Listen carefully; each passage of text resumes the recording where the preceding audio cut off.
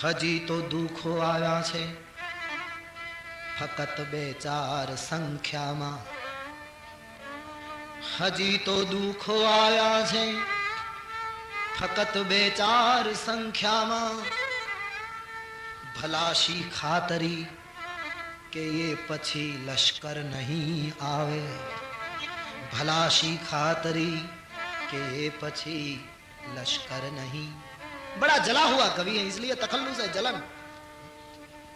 दुखी थावाने माटे भगवान दुखी थावाने माटे कोई धरती पर नहीं આવે. હવે આ તારી દુનિયામાં કોઈ દુખી થવા માટે બીજી વાર નહીં આવે. ભૂલ થઈ ગઈ, આવી ગયા. દુખી થવાને માટે કોઈ ધરતી પર નહીં આવે.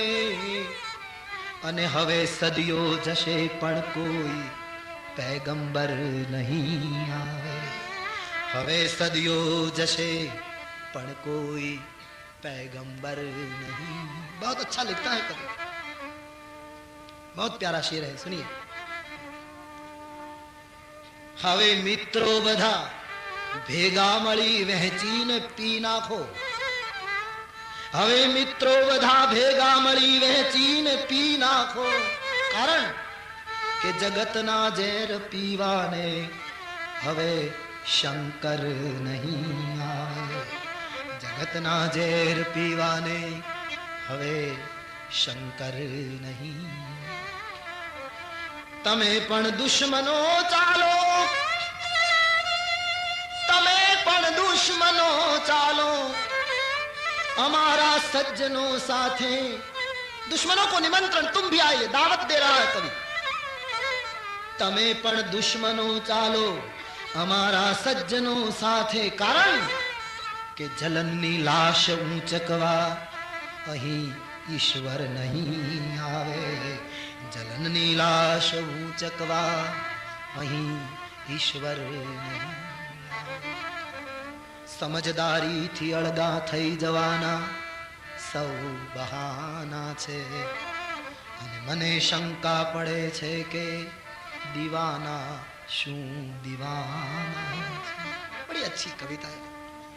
एक शेर तो जरा विनोद किया है, सुन लीजिए, व्यंग भी है. सारू थયું, सारू थયું, सारू थયું, આ બાને ઓછો થશે કચરો આ ધરતી પર. સારું થયું, આ બાને કચરો ઓછો થશે. શું કે સુણ્યું છે કે ધનપતિઓ હવે ચાંદ પર રહેવા જવાના છે. એવું સાંભળ્યું છે. એ બાને જો કચરો ઓછો થતો, એ તો જલન કહેતા હૈ. અને કવિ છે ને, કવિ કોઈ પણ રીતે છટકે. કવિની ખૂબી હોય કેવી રીતે છટકો છે, બડી ખૂબી છે, બડી ચાલાકી છે.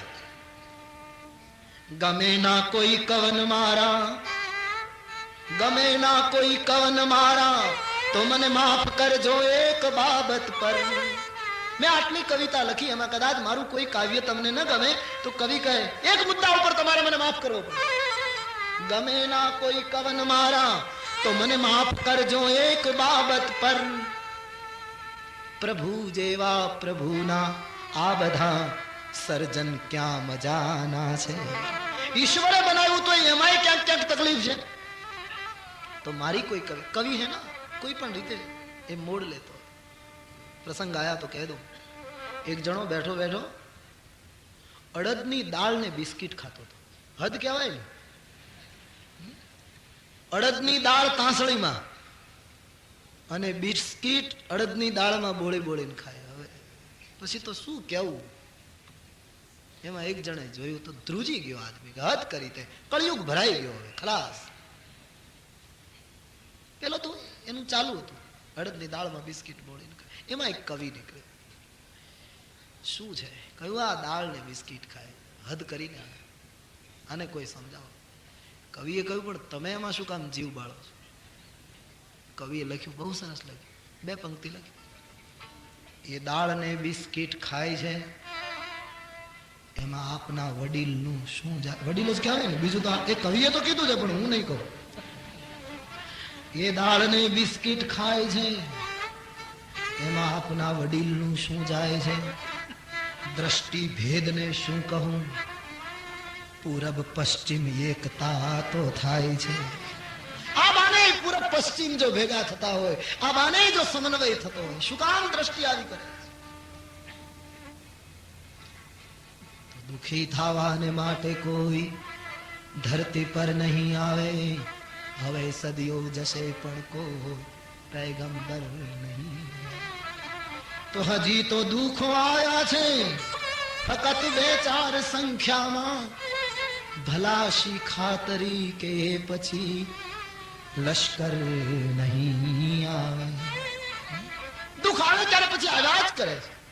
સતીને એમ કે હું મારા માતા પિતાને મળું તો દુઃખથી મુક્ત થાવ, પણ જ્યાં સુખ મળવાનું હતું ત્યાંથી સતી દોડે છે.